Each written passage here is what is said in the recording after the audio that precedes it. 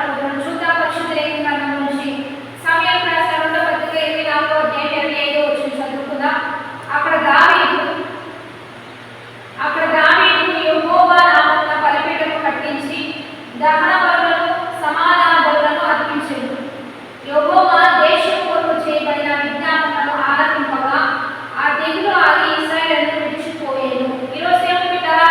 దేవాది దేవుడు మనతో మాట్లాడుతున్నాడు. దావీదంట ఇశ్రాయేలు ప్రజల మీదకి ఒక తెగులు వచ్చినప్పుడు, ఒక ఉపద్రవం వచ్చినప్పుడు అక్కడ సమాధాన బలులను దహన బలులను ఒక బలిపీఠం కట్టించి అక్కడ అర్పించడం బట్టి దేశంలో దేవుడు కాపాడినట్టుగా మనం చూస్తున్నాం. ఆ తెగులు ఆగిపోవడం జరిగింది. దేవుడు పెట్టారా? ఈరోజు దైవిక దేవుడి బిడ్డలం అయిన మనందరం కూడా దేశం మీద, ప్రజల మీద, కుటుంబాలలో సమస్యల, శోధనల, ఇరుకుల, ఇబ్బందుల, నష్టమా, రోగమా, భయంకరమైన వేదనల, తట్టుకోలేని పరిస్థితుల ఒక తెగులు వల్ల మీ కుటుంబాన్ని పీల్చేస్తుందా? భయంకరమైన పరిస్థితులను మీరు వెళ్ళిపోతున్నారా? దావీదు చేసినట్లుగా బలి అర్పణ దేవుడికి ఇష్టమైన కార్యం కనుక మంచి బలి అర్పిద్దాం. సమాధాన బలి, దహన బలి అర్పించడం వలన దేవుడు కనికరపడుతున్నాడు. ఇది పాత నిబంధన గ్రంథం. మరి క్రొత్త నిబంధన గ్రంథంలో ఏంటి బలి? ఆయనే మనకు ఒక బలియాగం అయ్యాడు. అమూల్యమైన రక్తాన్ని చిందించి మనకు విడుదల విమోచనిచ్చాడు.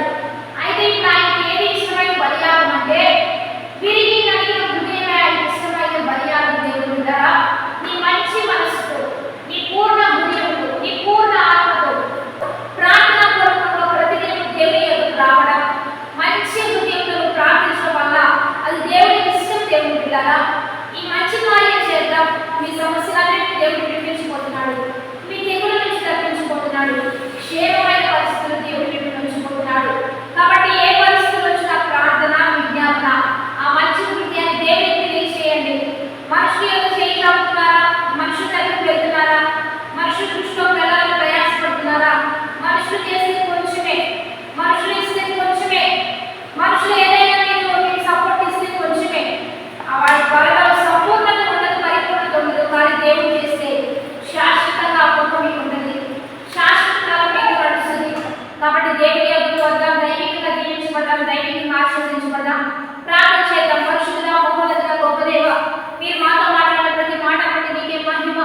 ఎంతమంది తిరిగి హృదయంతో నీకు ప్రతి విషయాన్ని బయటపరుస్తున్నారు, తెలియజేస్తున్నారు. విడుదలయ్యా, తప్పించయ్యా. వారి మంచి మనసును బట్టి, విశ్వాసాన్ని బట్టి గొప్ప కార్యాలు జరిగించయ్యా, అద్భుతాలు జరిగించయ్యా. వాటి చెప్తున్నారు దీవెన శుభమలిపయ్యా. మీ ఘనమైన